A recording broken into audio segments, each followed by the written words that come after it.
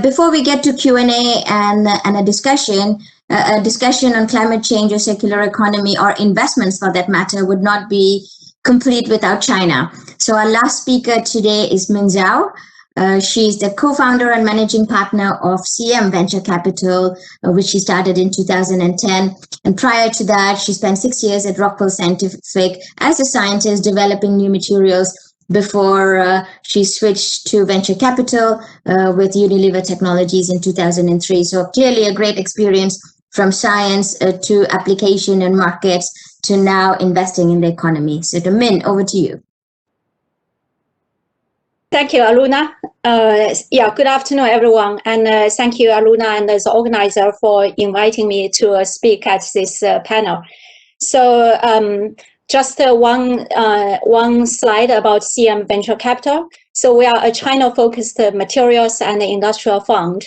So the 4 sectors that we invest in are materials, industrial, energy and environment, and digital. So on the right, we see we have between the 2 funds, we have invested in 17 companies, and of which 14 are based in China, 2 are in the US, and 1 in Europe. So in the energy and environment sector, we have made 3 investments so far. So Enwise, I will talk a little bit later in the deck, in the presentation. Guofu Hydrogen is a leading player in the hydrogen economy in China in the equipment sector. And Anaerobic Technologies uses digital technology for the oil and gas and exploration industry. So our fund, like the Emerald Fund before us, is backed by multinational companies. So our fund 2 is backed by 6 corporates, including SABIC and BASF, who have spoken here now. And we are closing our 3rd fund this month. So we expect more corporates to join us in our activity. So like Gina before me, we are a financial fund, but we also consider ourselves to have a strategic interest, as we very much focus on the industries that we invest in, and we work closely with our strategic LPs. So when we heard a lot about circular carbon economy today, and certainly feels like the momentum has been building. And like the SABIC CEO says, it now feels like going from a nice to have to a must have for the humankind.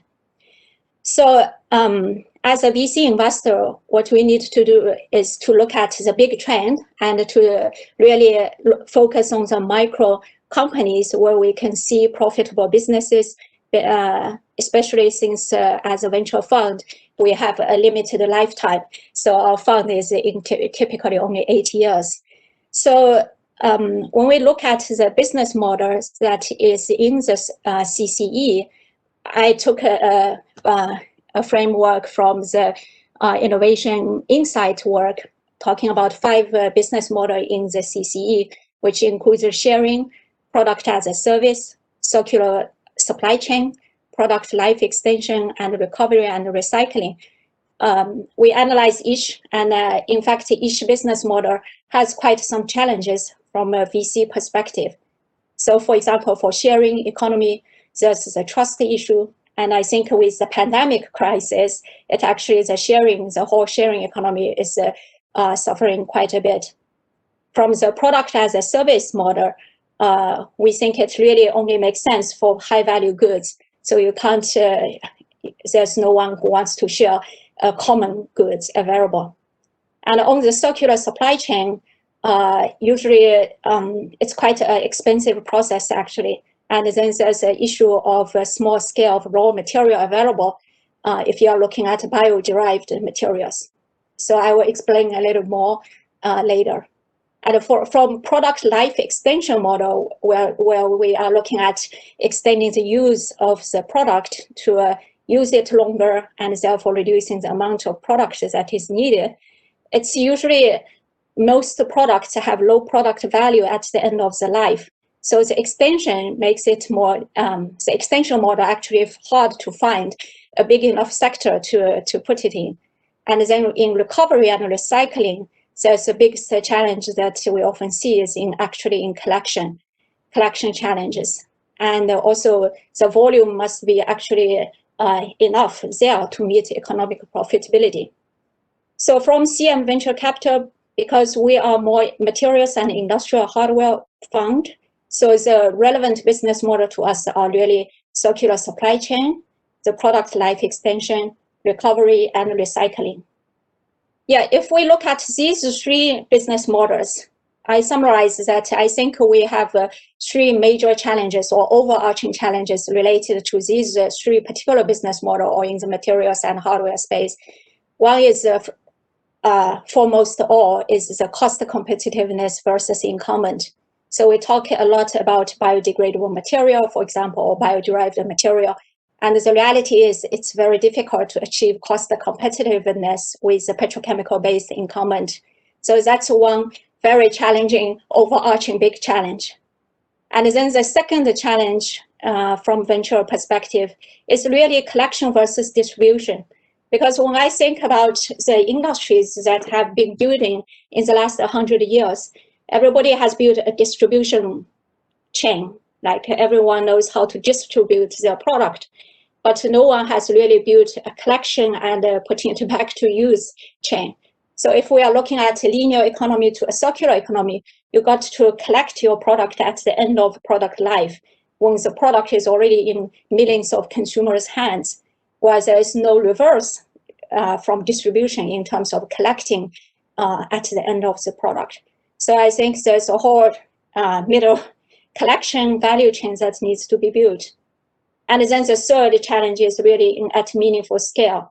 When we look at a lot of business cases, it may make sense at the individual consumer level or even community level, but to have a meaningful scale to make into a large business, it has quite significant challenges to go beyond individual and community, even small city. So those are the challenges that we think that are overarching for investing, finding good businesses to invest in. With that challenge in mind, I did want to just give an example of one company that we invested in just 2019, which is called Enwise. It turns your waste to energy. So what Enwise does is to address the issue of organic waste in China. And so on the right, there's a Shanghai Tower. It's hard to see, but Shanghai Tower is the tallest tower in China at 583 meters. So what in 2019, the output of organic municipality waste in China is around 6,259 of these centers. While the expected output in 2025 almost triples that. So and by the way, Shanghai Tower is 583 meter tall. So as you can see, this is a huge problem for the country. And because also organic waste has a high water content, it's very difficult to actually effectively or efficiently incinerate to generate energy. So our company, Enwise, does is basically turning organic waste into energy by and doing it in a distributed fashion. So it uses an anaerobic digestion system to convert waste to energy. And so going from in previously when the supermarket has organic waste, it just goes into the waste disposal. But now it goes into Enwise equipment that turns it into both energy that the supermarket can use, as well as solid fertilizer. So in the user case, the volume reduction is 96%. The carbon dioxide emission is down per ton, 700 kilogram. And the public cost reduction is by 50%. And that including the cost of collecting the waste, transporting the waste, and then treating the waste. And then the renewable energy increase is per ton is like 520 kilowatt hour. So by doing this in a distributed fashion, it turns it from a linear business model to a circular business model. So the system can be used in a variety of sizes. So it goes from 1 ton a day for supermarket to 2.5 tons a day for agriculture, 5 tons a day for food industry, and then 30 tons a day for municipality. And this company's technology has been listed by the Shanghai government as the one of the 3 top choices for the localized organic waste treatment.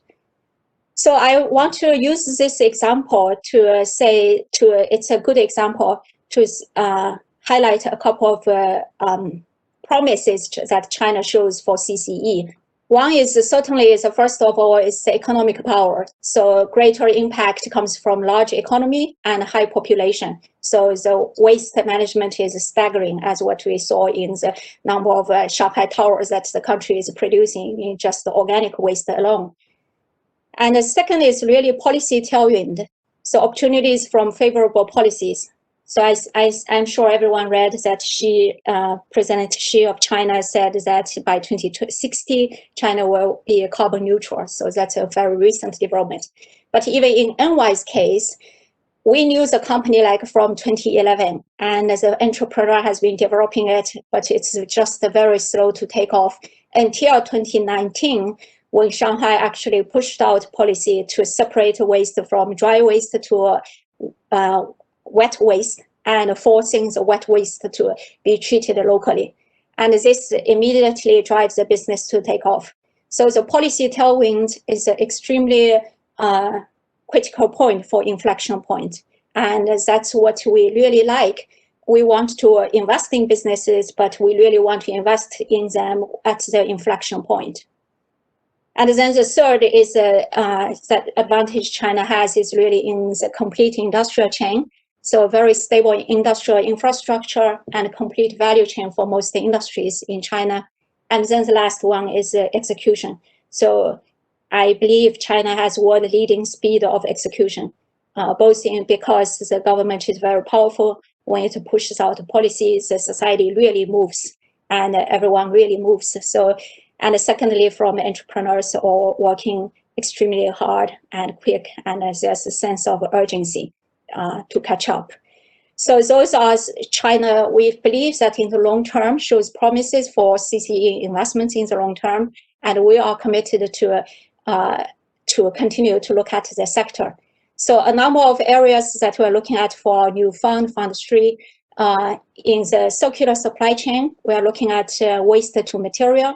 We're looking at biodegradable, bio-derived materials. We have been looking at it for the last 10 years. We'll continue to look. Maybe the inflection point will arrive.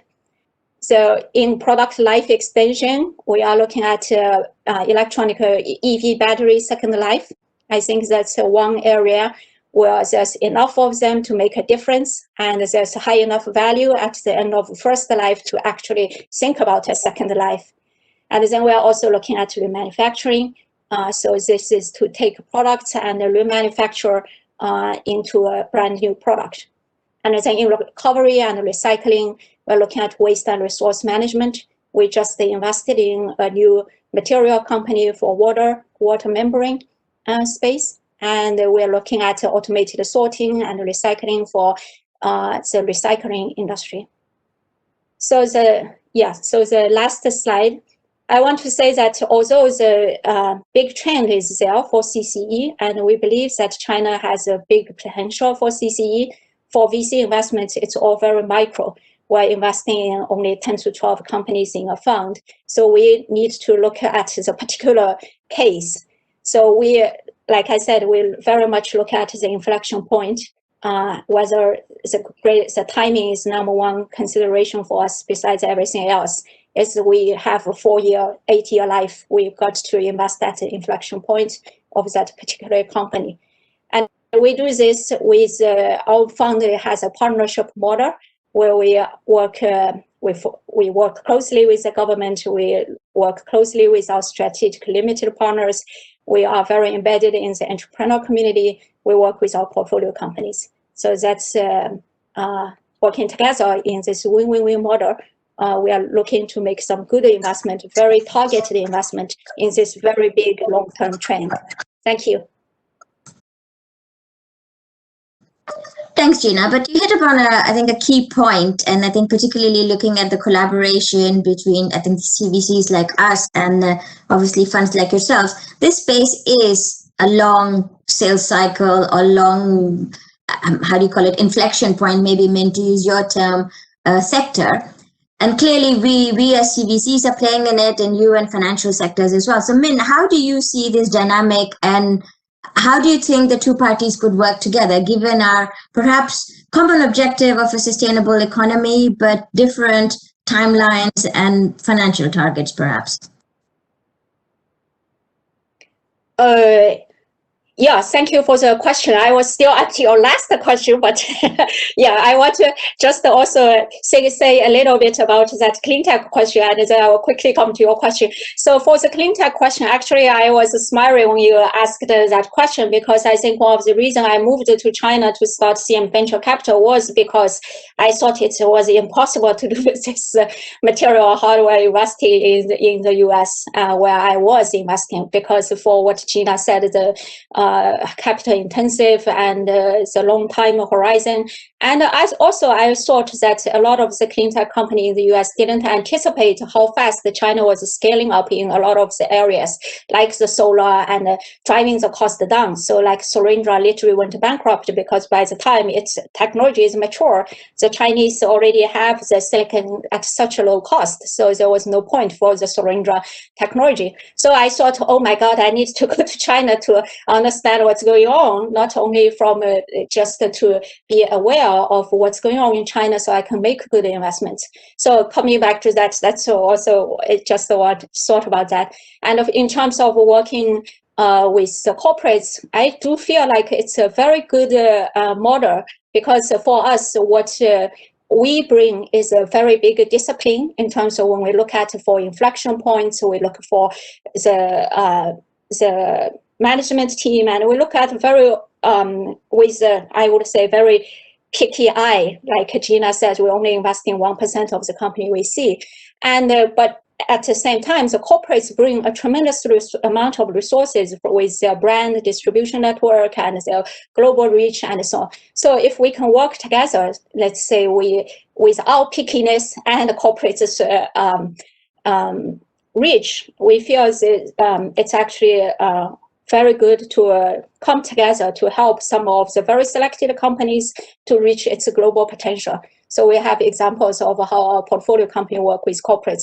So for example, the Enwise that we invested in, it's a global partner with Suez, and Suez has a global distribution agreement with Enwise to distribute Enwise equipment throughout Europe. So it's already installed one in France, it's installing one in Spain. And so yes, that's just one example. So we actually have over a dozen examples of how our portfolio companies are working with the multinational companies.